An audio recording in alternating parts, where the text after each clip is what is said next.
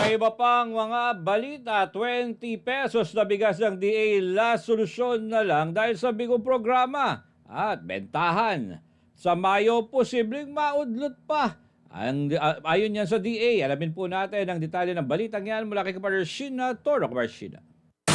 Sa halip na matamasa ang abot kayang bigas sa panahon ng matinding kagutuman, tila move-out sale o bargain lang ang nauwiang pangakong tulong ng kasalukuyang administrasyon. Ito'y matapos inanunsyo ng Agriculture Department na ibebenta na lamang sa 20 pesos ang kada kilo ng mga buffer stock na bigas ng National Food Authority o NFA. Isang huling hakbang umano ng gobyerno pang mailabas sa mga bodega ang libo-libong metriko toneladang lumang bigas na hindi na ibenta sa orihinal na presyong 33 pesos sa mga lokal na pamahalaan kasunod ng deklarasyon noon na food security emergency. Aabot daw sa 370,000 metric tons na bigas ang planong ibenta ng DA sa mga LGU hanggang sa buwan ng Disyembre ng taong kasalukuyan na pasisimulan sa Visayas sa nalalapit na Mayo 1 at target naman sa Mayo 2 na ibenta ito sa mga Kadiwa stores sa Metro Manila.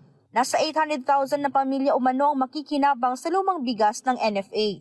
Sinabi ni DA Secretary Francisco Chu Laurel Jr., hindi na ito bagong programa, kundi last solution daw ng gobyerno dahil hindi tinangkilik ang 33 pesos na bigas na nanganganib na mabulok. Sinubukan namin benta ng 33 peso yan, hindi naman kumagat dahil bumaba na rin yung presyo ng bigas. No? At may mas mababa pa nga sa presyo namin. So technically, we have, in any situation, even in private industry, ang tawag dyan is move out sale, bargain. 50% off, 100% off, 30% off, call it what you may. That is the reality, di ba?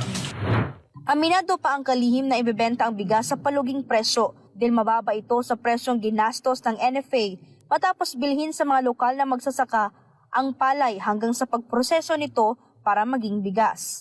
Magkano naman kaya ang lugi ng gobyerno na pagpipilit nilang pagbebenta ng 20 pesos na bigas?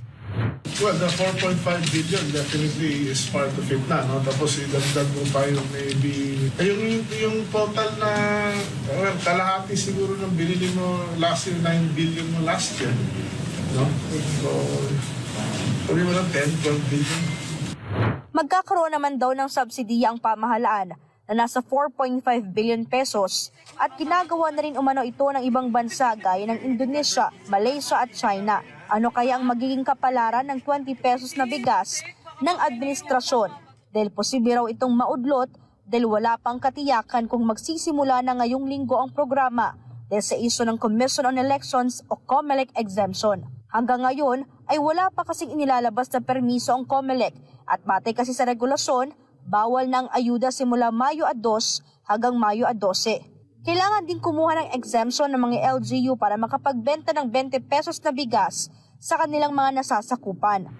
Well, we might cancel it or just launch it lang since we're prepared na. Oras naman daw na mangyari yan ay posibleng pagkatapos na lamang ng eleksyon sisimulan ang bentahan ng 20 pesos na bigas. Ang tanong ngayon, may tuturing bang tulong ang 20 pesos na bigas kung huli na itong naipatupad ng gobyerno at bilyong-bilyong piso na ang nalugi mula sa pondo ng bayan? Para sa Diyos at sa Pilipinas kong mahal, ito si Sheena Torno, SMNI News.